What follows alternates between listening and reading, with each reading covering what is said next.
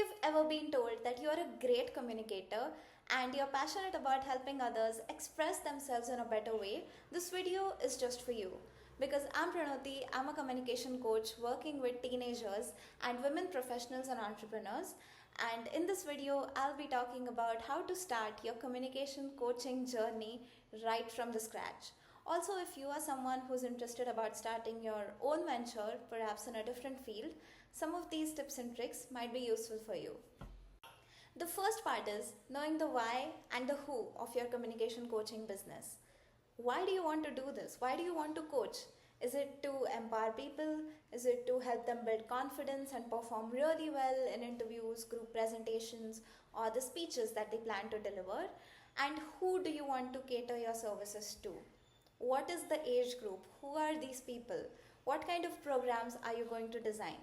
So for example, when I started out by conducting one-on-one sessions with women entrepreneurs and professionals. And then I also started realizing the importance of cultivating communication skills at a younger age, where your confidence can be molded, it can be formed. And that's why I also ventured into the age group of teenagers, which is usually 8th to 10th grade students. So I would suggest that choose one or two audience groups that you understand really well, and maybe once you decide to expand your venture, you can go into different demographics. The second part is building the structure of your coaching program. It's like building the bones, and then the muscles, the other tissues, the organs, different body parts and the skin can go above and beyond it. But first you need to build the bones of your coaching program. By this I mean, you need to decide the outcomes, and outcomes are going to be different for different audiences that you choose to coach. For example, for me, whenever I'm coaching kids, the outcomes that we focus on are improved public speaking skills, polished debating skills, and confidence development. Maybe when I'm coaching women, entrepreneurs and professionals, it is usually focused on client communication, presentation skills, persuasive storytelling. So that's the part about outcomes. Then you can prepare different packages for different formats of your coaching program. You can create one-to-one coaching packages where you are only coaching one person at a time. You can create some group workshops, some short-term public speaking boot camps.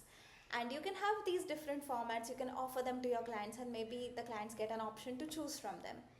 And the third part being, you need to test the structure on a few people first. Maybe for one-to-one coaching programs, you can offer 2 free sessions, because doing this will help you redefine what you're offering, and it had helped me massively. So you can definitely try this out. Part 3 is your digital presence, your online presence, and the tools that are required. So I'm not saying that you need a full-fledged website from day one, but perhaps you can have a LinkedIn, Instagram, or a Twitter page stating who you are, what kind of coaching do you do, who's your target audience, what are the kinds of services you're providing, and what types of outcomes one can expect from your services. These can have some information about your packages and maybe a Calendly link or a Google Calendar link, which will help people book a session with you. And it can also have some of your contact details, like maybe an email ID or contact number or somewhere where they can DM you and connect with you to ask about any doubts or queries that they have about your coaching programs. The next step is actually getting your first client. For me, it was through word of mouth. I reached out to a few WhatsApp groups where I knew some parents and their students were interested in having a public speaking program for them, and they were interested in a small boot camp. So that's how we ended up conducting the first boot camp for 5 students who were really interested in it. What this actually helped me do was I got to try out all the experiments, all the programs that I had designed specifically for teenagers. I got to collect feedback from them, and I also got some good testimonials from them which I could show for the next program. If word of mouth is not really an option for you, you can reach out to schools, you can reach out to educational institutions, places where you would find your target audience, where you would find these parents who want their kids to be confident, who want their kids to speak in a manner that they own the room.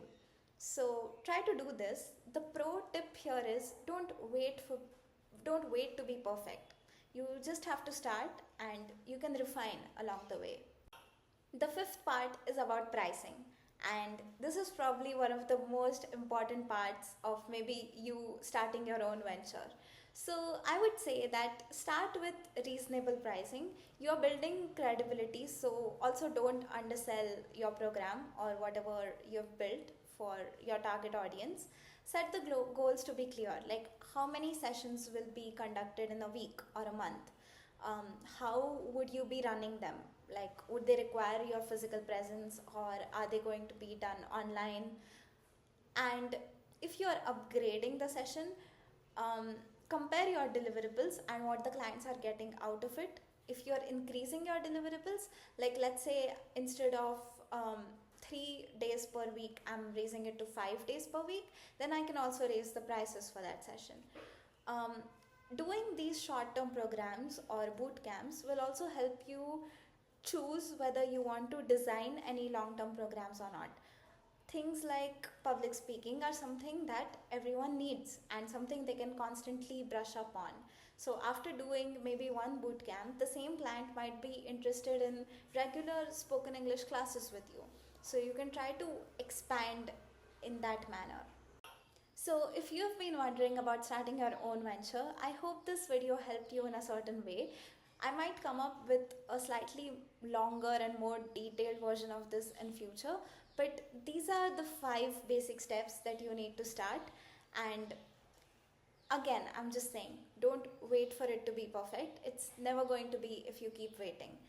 You just have to start, you have to experiment, you have to do trial and error. Take up what works, just leave what doesn't.